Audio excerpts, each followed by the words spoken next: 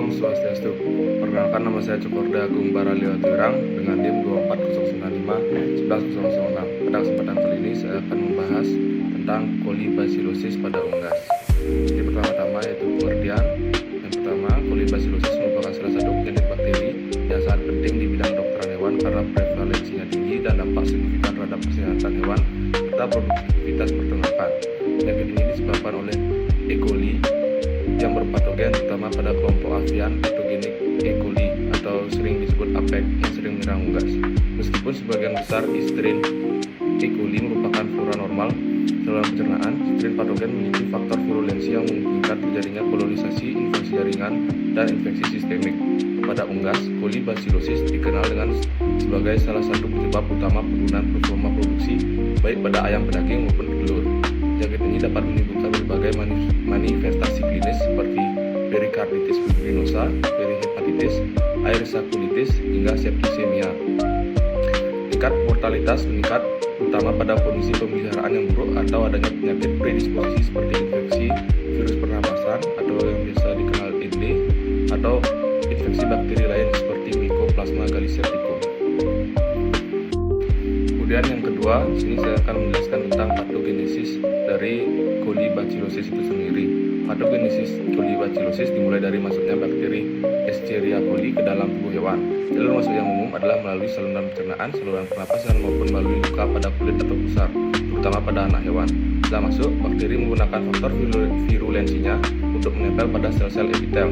Proses kolonisasi berlangsung dengan bantuan Vibrio yang memungkinkan E. coli melekat kuat pada permukaan sel inang. Dengan demikian, bakteri mampu mengatasi mekanisme pertahanan tubuh seperti peristaltik usus atau aliran mukus pada saluran pernapasan.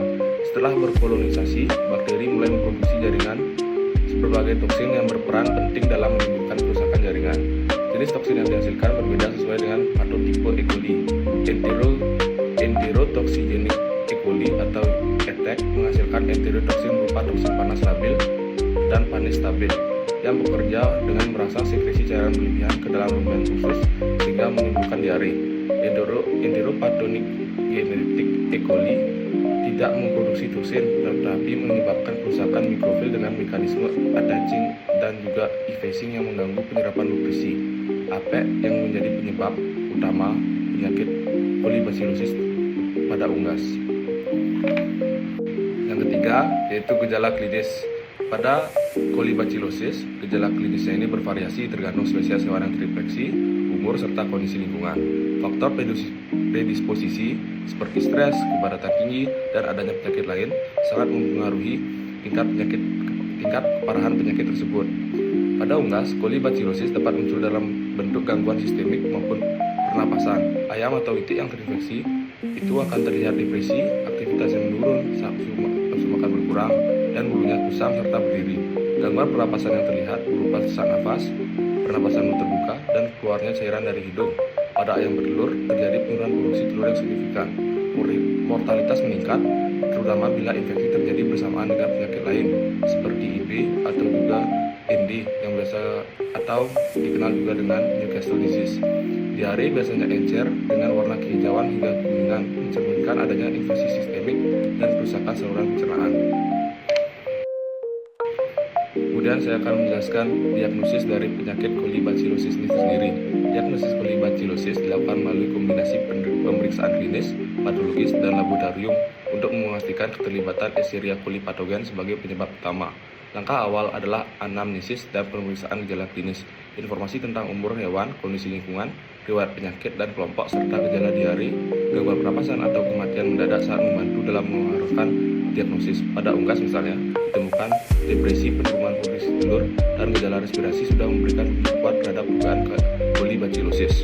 Selanjutnya dilakukan pemeriksaan nekropsi, leksikas yang ditemukan antara lain perikarditis fibrinosa, perihepatitis, aerosakulitis, omfalitis pada anak ayam, enteritis, serta retisiosus pada sapi atau babi, neonatus, enteritis dengan usus berisi cairan berair, dan adanya tanda-tanda septisemia seperti splenomegali dan juga petechiae memperkuat dugaan. Temuan makroskopis ini sangat berguna sebagai indikasi lapangan untuk konfirmasi dilakukan isolasi dan identifikasi bakteri dari jaringan atau organ yang terinfeksi. Sampel biasanya ditanam pada media selektif agar McConkey di mana koloni E. coli patogen akan tampak warna merah muda akibat fermentasi laktosa. Koloni yang tumbuh kemudian diuji lebih lanjut untuk memastikan spesiesnya. Kemudian identifikasi bakteri dilanjutkan dengan uji biokimia, diantaranya uji in vivo yaitu indol methyl red, fox prosquare, dan juga citrat. Pola khas E. coli adalah in vivo positif, negatif. Uji tambahan seperti fermentasi glukosa, laktosa, atau motilitas juga dapat digunakan untuk memperkuat identifikasi. Metode molekuler seperti PCR sering digunakan untuk mendeteksi gen-gen virulensi spesifik seperti gen yang mengkode Fimbriae toksin panas stabil. Toksin panas labil atau gen kapsul tidak hanya mempercepat diagnosis, tapi juga memberikan informasi mengenai patotipe yang terlibat, misalnya APEC pada unggas atau ETEC pada anak sapi atau babi.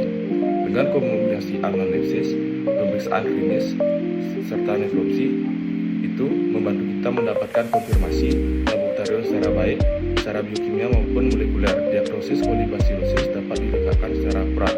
Pendekatan multiparameter ini penting untuk membedakan kolibasilosis dari penyakit lain yang memiliki gejala mirip seperti salmonella atau pasteurellosis.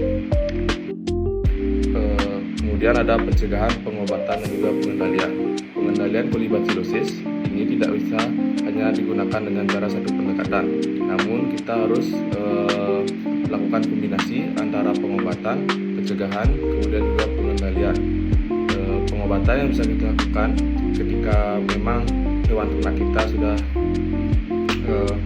terindikasi terkena penyakit kolibasilosis, itu kita bisa berikan obat antibiotik. Kemudian untuk pencegahan itu bisa dilakukan dengan menjaga kualitas pakan kita agar terhindar dari bakteri dan juga jamur. Kemudian untuk pengendalian mungkin bisa kita lakukan dengan cara melakukan karantina dan juga menjaga sanitasi kandang kita. Dan juga kita bisa melakukan vaksinasi kolibasilosis serta penyakit-penyakit lain, karena penyakit kolibasilosis ini sering sekali termasuk dalam penyakit sekunder yang dimana ada penyakit predisposisi yang terlebih dahulu menjangkit hewan tersebut, kemudian terjangkitlah kolibasilosis yang membuat penyakit tersebut menjadi semakin parah. Kemudian yang terakhir yaitu kasus yang saya temukan. Jadi kasus yang saya temukan ini itu saya temukan di pasar Satril atau pasar burung di Jalan Veteran, yang dimana saya mengambil foto feses ayam yang terlihat encer seperti diare. Sejujurnya saya tidak bisa mendiagnosis atau yakin 100% bahwa dari feses ini memang betul atau tidak ayam tersebut terjangkit penyakit kolibasilosis. Namun setelah saya mendengar pernyataan-pernyataan dari pemilik ayam tersebut, memang semuanya menunjukkan gejala klinis penyakit kolibasilosis. Namun memerlukan uji diagnosis yang lain demi memastikan apakah benar ayam tersebut terjangkit penyakit kolibasilosis atau tidak. Sekian yang dapat saya sampaikan. Mohon maaf jika ada salah kata. Saya Cokorda Agung Baraliwatu Irang dengan NIM 2409511006 pamit undur diri. Om Santi Om.